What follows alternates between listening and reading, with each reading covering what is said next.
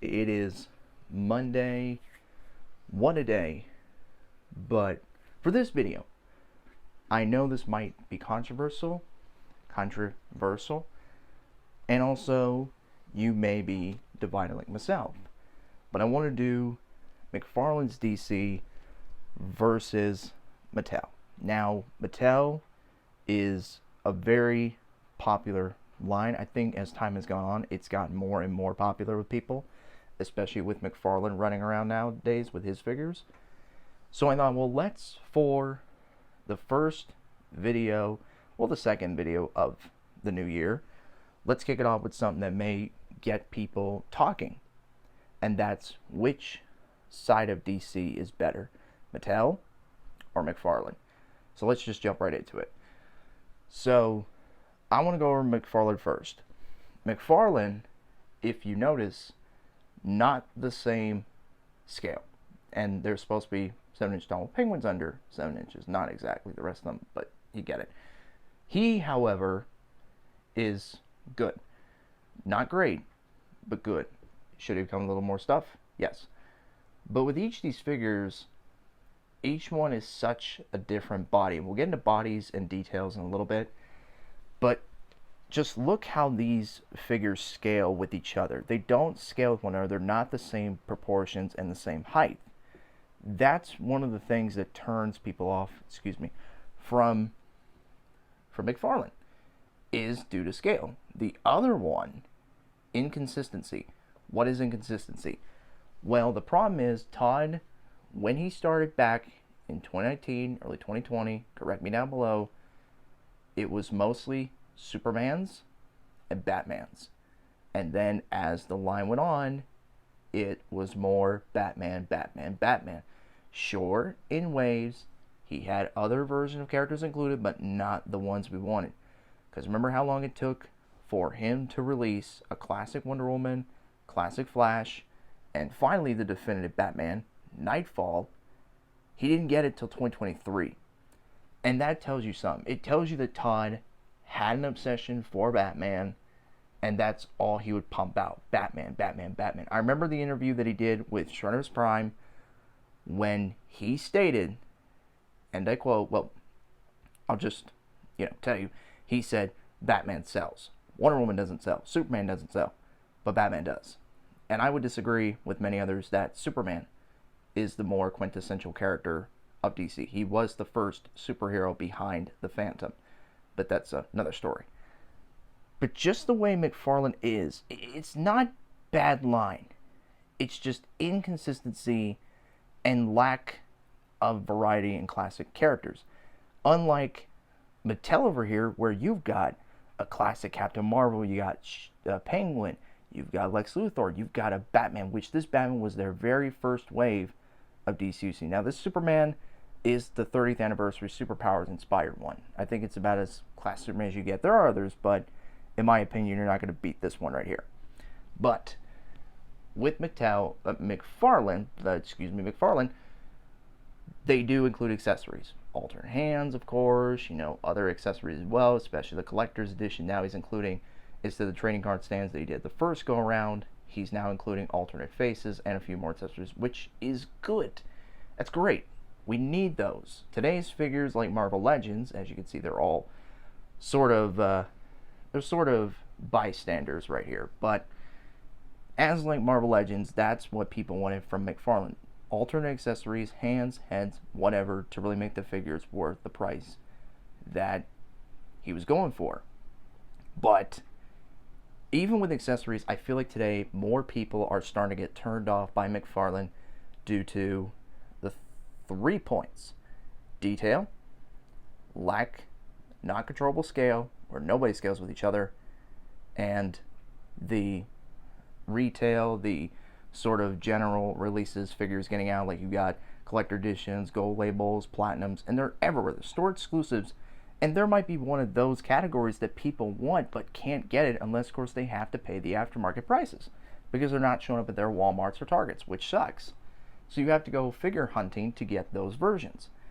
And honestly, the way Todd should have done it is what Mattel did, is get out classic variants characters. If this Nightfall Batman came out the very first time, people would say this is the best Batman, which people are saying is best Batman Todd released. It would have been the one and done, finished. Penguin, same thing. Should have come out the first time. There we go. This Superman is the colors the Action Comics 1000 should have been, and that would have been a one done. But we had to wait so many years to get the version of the characters. This Captain Marvel is awful. It's just terrible. Don't buy it. It's not good. I plan on giving it away or selling it whenever I get that new Page Punchers, for sure. The Lex Luthor, it's sad how this is the only one he's done other than the 2 blue suit variants, which are not bad, but they're complete reuse of this body, which is terrible. I hope in the future we get a business suit or something. But again, people have to customize to get the version of the character they want. Unlike swinging over at Mattel, Mattel got it right. With the DC, UC line, and Wave, they focused on doing the classic iteration of characters. Now, sure, some of them were more outdated, like very early on, but it's still the classic looks that we want. And this is what we wanted from Mcfarlane. Constant scale, constant bodies that all look great with each other. Sure, Penguin and Lex Luthor are exceptions, but look at Captain Marvel, look at Batman, look at Superman. The same body with different heads, different decal, different paint, and it just makes such a huge difference between them, making them all distinct from one another, even though they're using the same body. And sure, some figures come with accessories, while some of them don't. But hey, it's okay, because sometimes the simplest stuff is worth more. So by comparing both lines, which one do I think is better? Does Mattel still hold up? And to that I'd say, yes it does. By today's standards, yes, the articulation is outdated. We've gotten now where it's double jointed elbows, double jointed knees, pinless joints, etc. But sometimes it's always good to look back, go back to the earlier 2000s and appreciate what you get. And these are definitely ones. I mean, I paid around 20, 25 bucks for these, and you can't beat that. But these figures are so good. Sure, articulation-wise, they're outdated, but aesthetic-wise, just enjoy, fun, ability-wise, they're great to own.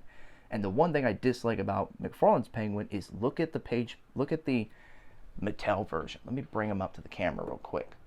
Look at these two. The distinct difference.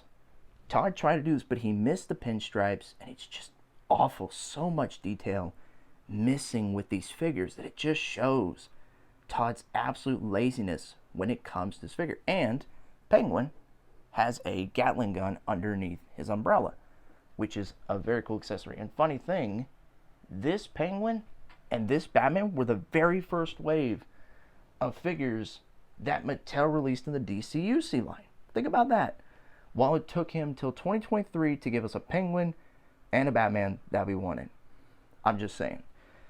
So, in conclusion to this all, which one do I think is superior? I think Mattel. Yes, Mattel holds up. Yes, articulation's outdated by today's standards. But just the way they look, they pop on your shelf, they scale well with one another, they look great together, they fit with your Marvel Legends and other 6-inch lines like G.I. Joe and Star Wars and all that.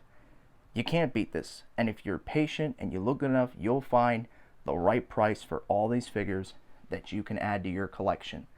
So basically. But if you are a Mcfarlane fan, Illy Mcfarlane, hey, more power to you. That's great.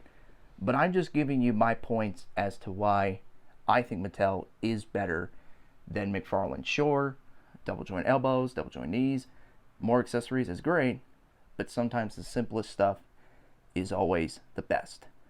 So that's just my 2 cents and opinion. But I hope you all enjoyed this video today.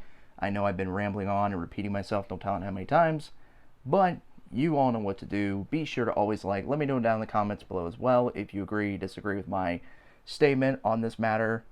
Just everybody, all my YouTube fans out there, take care. Plastic Man,